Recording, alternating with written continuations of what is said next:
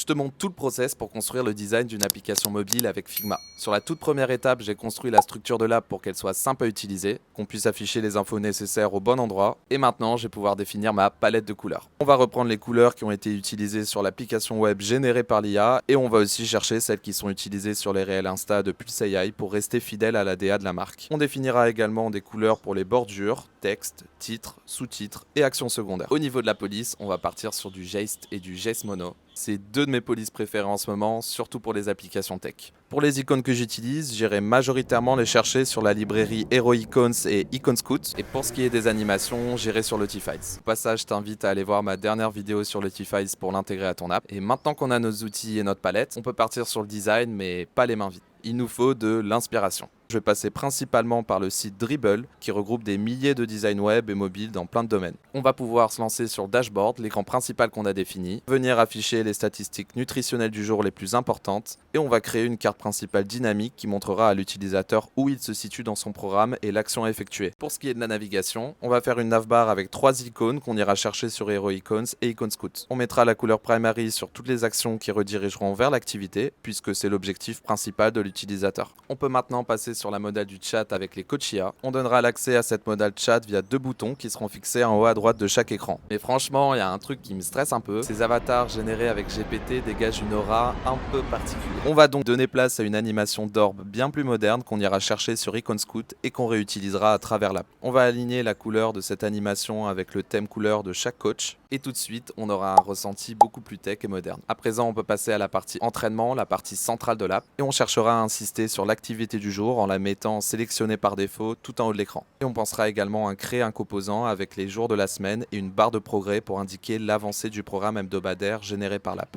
Maintenant, pour l'activité, on va design les 2 types d'écrans, l'écran de l'exercice et l'écran de récupération. L'essentiel ici, c'est de pouvoir passer à l'exercice ou la récupération qui suit. On mettra alors un bouton primary qui indique également la prochaine étape.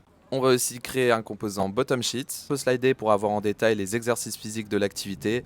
Enfin, on passe sur la partie onboarding qui est une des plus charnières parce qu'elle concerne la conversion de l'utilisateur. J'ai vraiment envie que le côté tech IA se reflète et pour ça, rien de mieux qu'utiliser l'animation d'orbe qu'on a trouvée pour le coach IA qu'on centrera tout en haut de l'écran. Le premier écran qu'on va afficher à l'utilisateur adressera un message de bienvenue et pour le formulaire, on utilisera aussi l'animation du coach IA pour poser les questions une par une à l'utilisateur. Et enfin, on designera une modale d'abonnement simple et épurée qui résumera en quelques mots les features de Pulse et montrera de manière claire les différentes offres d'abonnement avec la semaine d'essai mise en avant. Et voilà, après une dizaine de jours de boulot, comment j'ai construit toute la maquette de Pulse AI sans IA. Et si tu recherches à aller au-delà de ce que propose l'IA dans ton projet tech, n'hésite pas à me contacter.